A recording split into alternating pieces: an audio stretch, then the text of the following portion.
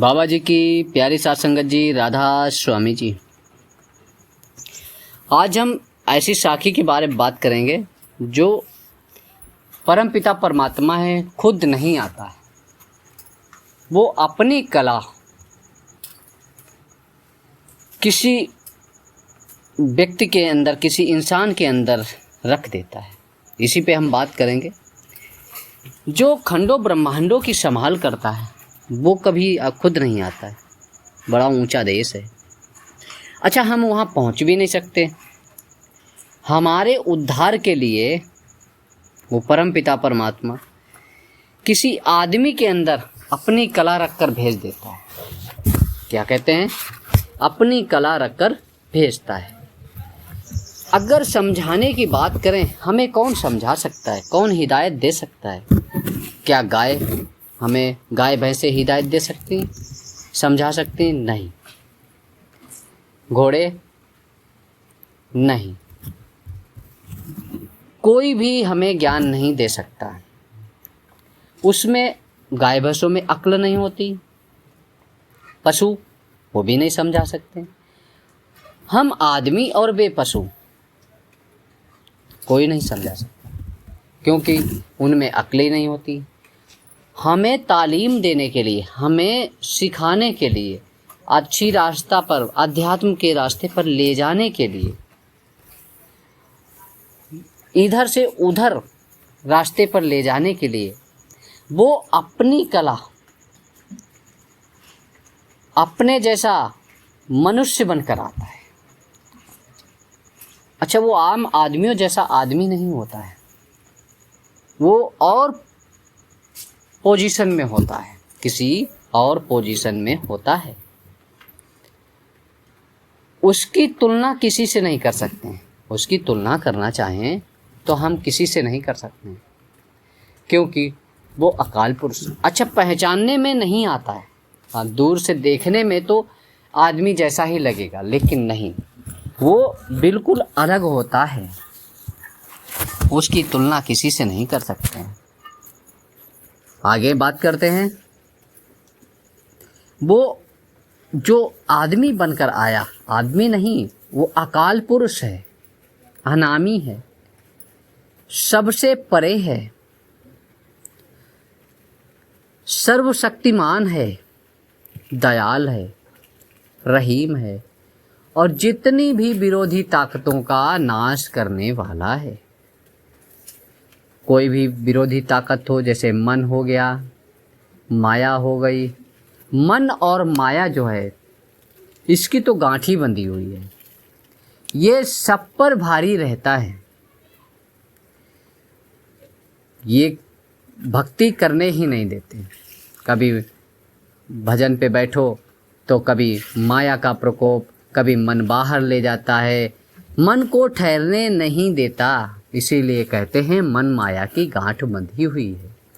माया, मन के जरिए ये माया को आगे बढ़ा देता है और कभी भी ये काम ही नहीं करने, अपने उस ओर जाने ही नहीं देता है, और परमार्थ के रास्ते पे जीव आत्मा को चलने ही नहीं देता है।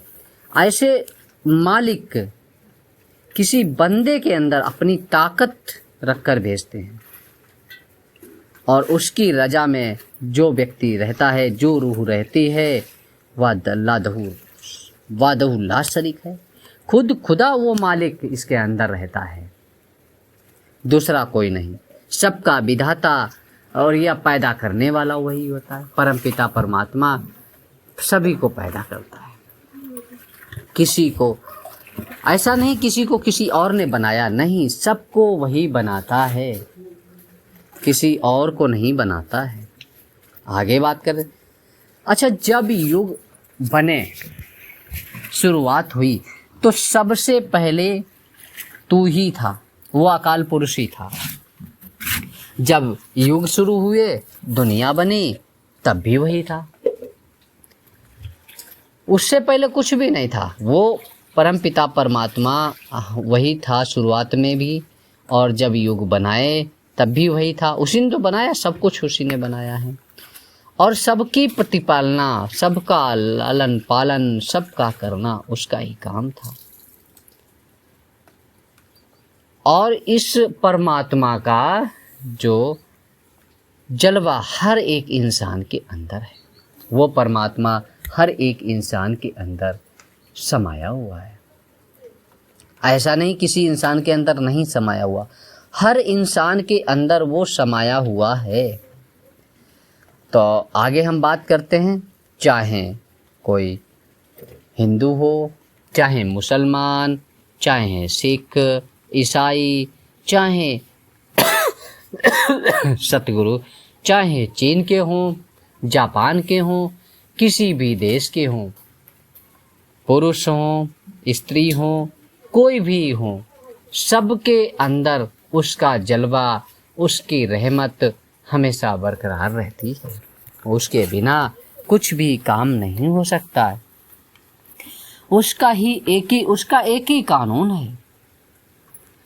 अच्छा, उसने अपने मिलने के लिए एक ही रास्ता बनाया हुआ है। ऐसा नहीं उस मालिक ने हर हिंदुओं के लिए अलग रास्ता बनाया, मुसलमानों के लिए कोई अलग रास्ता बनाया, ईसाइयों के लिए कोई अलग रास्ता बनाया, सिख के लिए कोई अलग रास्ता बनाया। नहीं, सबके लिए एक ही रास्ता है। ऐसा किसी के लिए कोई न्यारा रास्ता नहीं बनाया। एक ही मालिक है, वो जिस तरह चाहे दुनिया को चलाए। वो जो मालिक है जैसे भी चाहेगा इस दुनिया को चलाएगा, उसमें दूसरे को कोई हस्तक्षेप नहीं कर सकता, क्योंकि है ही नहीं हस्तक्षेप करने वाला कौन। वो अकेला मालिक है, जो कुछ करना है वही करता है। उसी के हुक्म में जो व्यक्ति रहता है, जो रूह रहती है, जो अकाल पुरुष की बताए हुए रास्ते पर चलता है, उसकी तो मौज है भाई। वही एक ऐसा इंसान है रूह है, मालिक दया करना, वही एक ऐसी रूह है जो उस परमात्मा से मिल सकती है, बाकी कोई नहीं। उसकी रजा में रहोगे तो उसको चाहे मौज कर लो, चाहे रजा कह लो, बात तो एक ही है। अगर उसकी रजा में रहते हैं तो आपको दुख तकलीफ़ तो ये तो ज़िंदगी के दो पाए हैं, ये तो चलते ही रहते हैं, लेकिन परमार्थ में जो सुख मिलेगा वो किसी जगह नहीं मिलेगा। बात करते हैं एक मालिक, तेरे नूर, वह तेरा जलवा हर एक इंसान के अंदर समाया हुआ। जिसने उस मालिक को पाने के लिए पर्दा खोल लिया, उसका तो जलवा हो गए। तेरी रहमत ले ली उसने, उस मालिक की रहमत ले ली। और मालिक ने, देखो मालिक ने कुछ थोड़ा तो मिलने का तरीका चेंज किया हुआ है। आंखों के पीछे पर्दा लगा दिया। पर्दा कैसा लगाए? मन माया का पर्दा लगा दिया है। सारी दुनिया को उसमें ही भरमा दिया है। ये काल जो है ये बहुत ही अजीब खेल खेलता है हमारी रूह के साथ में, उस मालिक की रूहों के साथ में बहुत ही अजीब खेल खेलता है। किसी को परमात्मा से मिलने ही नहीं देता है। और जो इस मेहनत करके, उस नाम की कमाई करके परमात्मा से पर्दा मिलकर, जिसने पर्दा खोल लिया, पर्दा फाड़ दिया, वो परमात्मा से मिल गया। और जब परमात्मा से मिला, फिर कोई झंझट ही नहीं, फिर कोई लालच नहीं, फिर कोई मान बढ़ाई नहीं। आप उसको जो मर्जी मानो न मानो, उसे कोई फर्क नहीं पड़ता।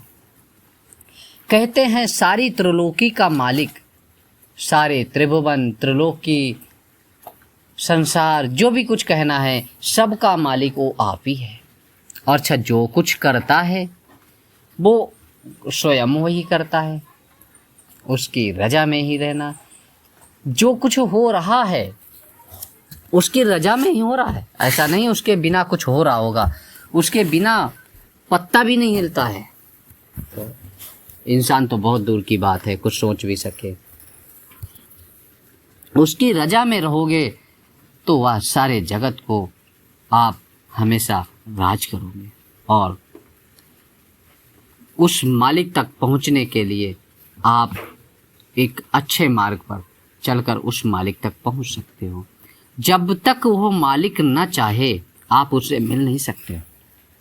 मिलने का एक ही रास्ता है, पूर्ण कोई संत सतगुरु से मिल जाए हमारा, और उसके जरिए वो जो बताए हुए रास्ते पर उसके हम चल दें, आराम से हम पहुंच सकते हैं। पर्दा खोलकर, पर्दा फाड़कर उस मालिक से मिल जाए। एक बार मिल गए तो फिर बिछुड़ने का नाम नहीं, फिर दोबारा नहीं बिछुड़ेंगे। लेकिन मिलने के लिए, उस अकाल पुरुष से मिलने के लिए एक बार मन और माया का जो पर्दा लगा हुआ है उसको तो फाड़ना पड़ेगा ही, उसके बिना कुछ भी नहीं होता। आज की साखी बस इतनी ही है। आशा करते हैं इस साखी से आप सभी को, लोगों को ज़्यादा से ज़्यादा फ़ायदा होगा। मिलते हैं एक नई साखी के साथ फिर, तब तक के लिए आप सभी को प्यार भरी राधा स्वामी जी, राधा स्वामी।